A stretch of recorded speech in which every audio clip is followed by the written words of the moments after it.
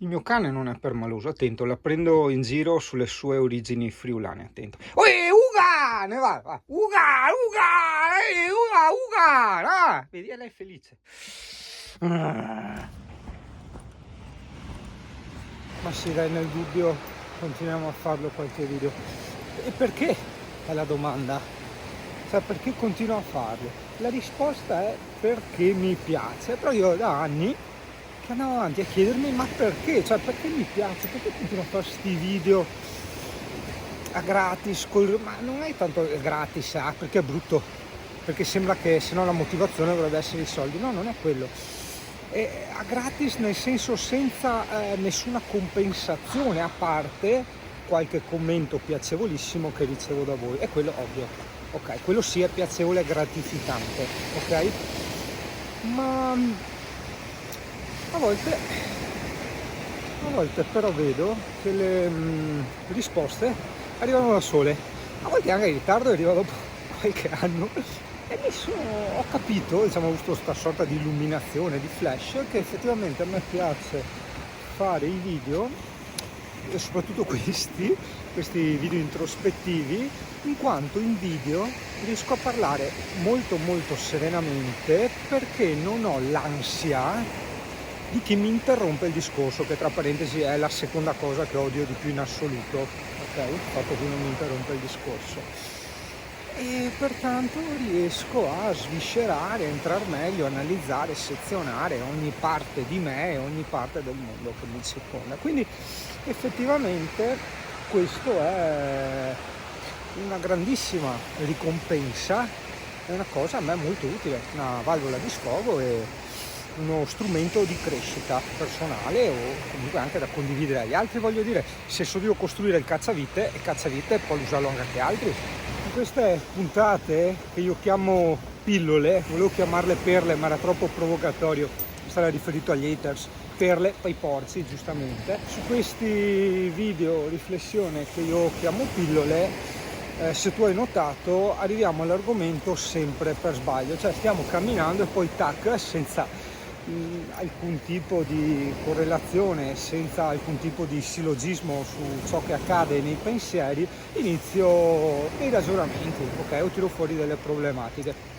Questo perché magari sì, mi hanno sfiorato la mente per un attimo, le considero importanti per gli altri e pertanto voglio tirarle giù subito. Tipo oggi vorrei parlare, seppur non è assolutamente una cosa che ho scoperto io e l'allarme è già stato dato più volte in merito a questa cosa, che è il sovraccarico cognitivo.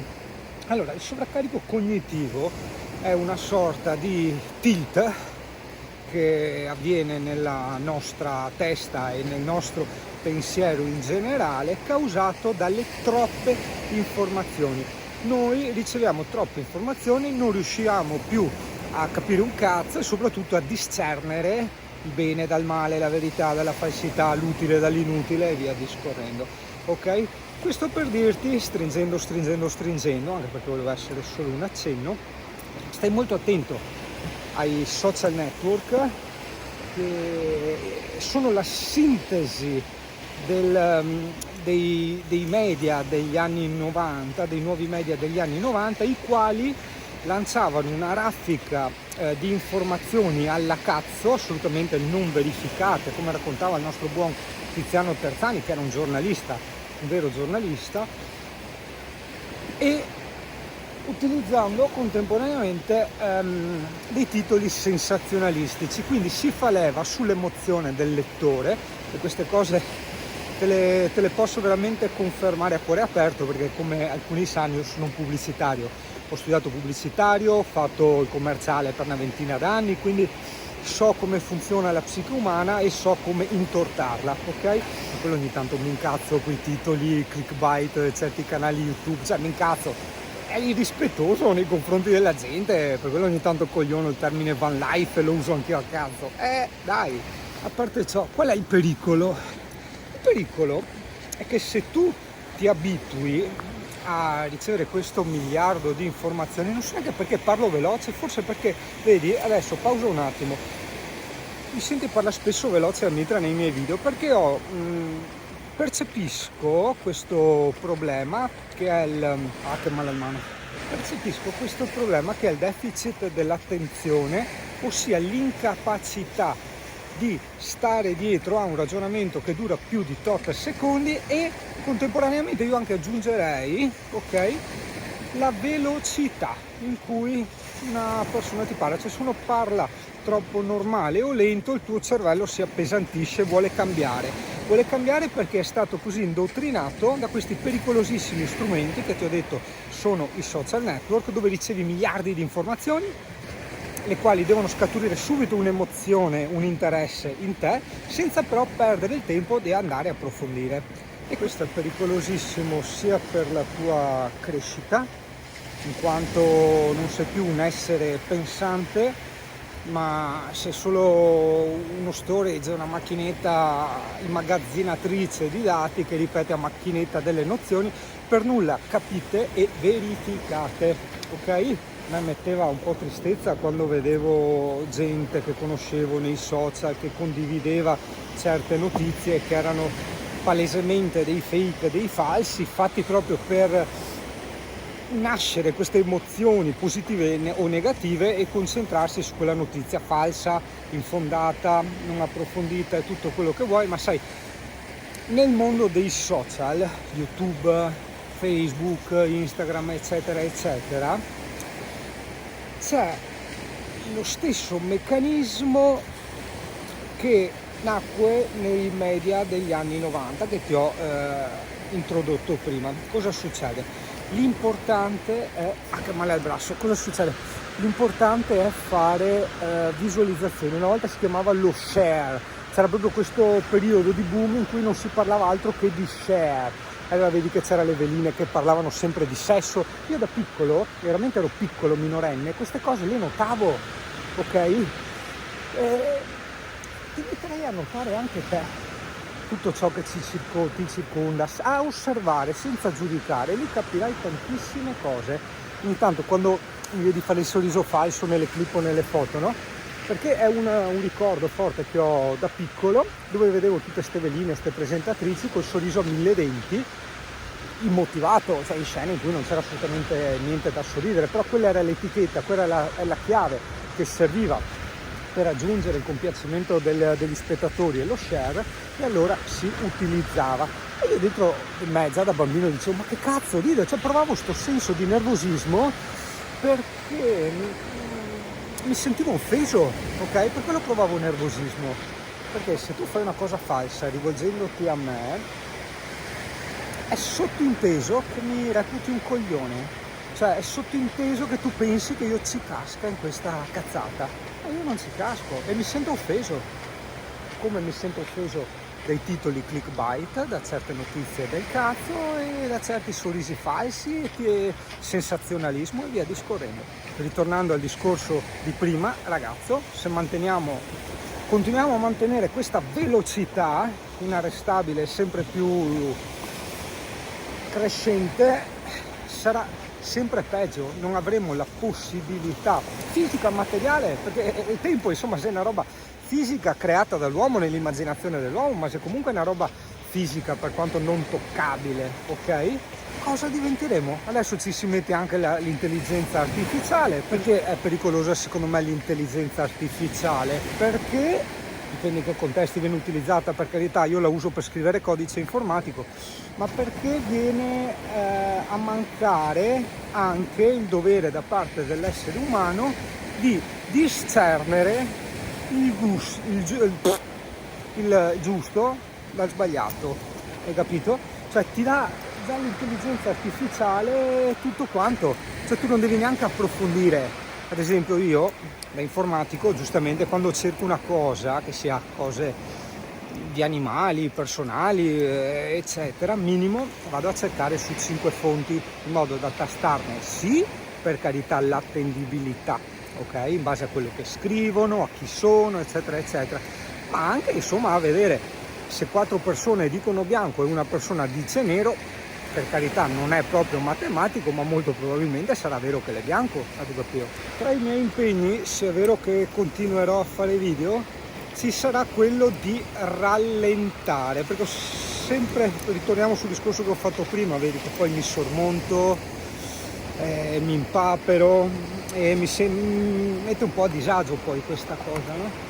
Quindi veramente, seppur con la paura di risultare noioso, proverò a rallentare un attimo la velocità, sia per te, per farti capire meglio i miei discorsi, ciò che ti sto esponendo nel tavolo, e anche per me, perché ti assicuro, questo è un trucchetto che insegnavo sempre a tutti, anche a Giacomo, è che se tu rallenti, ok, proprio in termini di velocità di parlato, il tuo cervello ha molto più tempo per formulare tutte le proposizioni in maniera corretta, piuttosto che per ripescare tutte le informazioni nascoste nei cassettini della memoria, ok? Solitamente dicevo questa cosa per la lingua inglese, ok? Per esempio anch'io, se parlo, nonostante abbia vissuto in Scozia, abbia lavorato decenni con l'estero, eccetera, ma se io parlo velocemente inglese mi impatro, cioè non mi vengono delle parole, o anche scrivo, non mi vengono di quelle parole che veramente le conosco alla perfezione, proprio per la perfezione. Se invece rallento un attimo, faccio proprio la voce da snob del tè delle 5, ma mi viene tutto liscio come l'olio, esce tutto, non dico come fossi in madrelingua, ma quasi. E provo a osservare una roba, a parte il CP che snasa i tronchi. Questo ragionamento che ti ho fatto del rallentare per capire il parlato non può correlarsi perfettamente anche con il ragionamento del sovraccarico cognitivo? Cioè meno informazioni, anche perché meno velocità, matematica vuol dire meno informazioni, quindi maggiori possibilità di focalizzare le veridicità o comunque anche il peso delle informazioni, e magari, perché no, e adesso ritiro fuori il Tiziano Terzani che ti ho menzionato all'inizio, andare anche a verificare, porca puttana, e ti spiego anche un po' questo aneddoto, questo nome che ti tiro fuori così. In uno dei suoi libri Tiziano Terzani raccontava anche delle sue avventure da giornalista. Lui era anche un giornalista di guerra, era un reporter di guerra, però attenzione, lui in realtà un po' spericolato, un po' molto curioso, tutto quello che vuoi, lui veramente andava in zone proibite, si camuffava, andava a investigare, a chiedere, ma entrava dentro nel vivo proprio, capito, della guerra, o comunque del posto dove c'erano queste problematiche, no? E notava che invece gli altri suoi colleghi se ne stavano dentro all'albergo, e questo è quello che già succede oggi, e ricevevano delle voci per sentito dire e a tam tam le sparavano a 1000 in tutti i giornali, hai capito? Questo è quello che succede oggi. Perché? Ed è questo effettivamente, vedi, spesso io quando parlo poco è mio, l'ho imparato praticamente al 99% da tutti i libri che ho letto. In effetti, ora che mi ricordo, che ricollego il tutto, Tiziano Terzani spiegava proprio questa cosa che io oggi ti ho tirato fuori, e gli diceva che in effetti, non che sia giustificabile assolutamente, ma questa cosa, il fatto di non approfondire, di sparare notizie a cazzo, anche false, veniva fatta e soprattutto ricalcata con titoli molto sensazionalistici solo esclusivamente per vendere, solo esclusivamente paischi. Il buon Franco Battiato non vedeva l'ora che ritornasse l'era del cinghiale bianco, che nella simbologia celtica è un'era di rinascita, di crescita culturale, intellettuale. Ma mi credo, Franco, che quel posseito io che ha fatto a Rosto sa. Pieni gli alberghi a Tunisi per le vacanze estive, a volte un temporale non ci faceva uscire. Un uomo di una certa età mi offriva spesso sigarette turche, ma spero che ritorni presto l'era del cinghiale bianco. Spero che ritorni presto l'era del cinghiale bianco.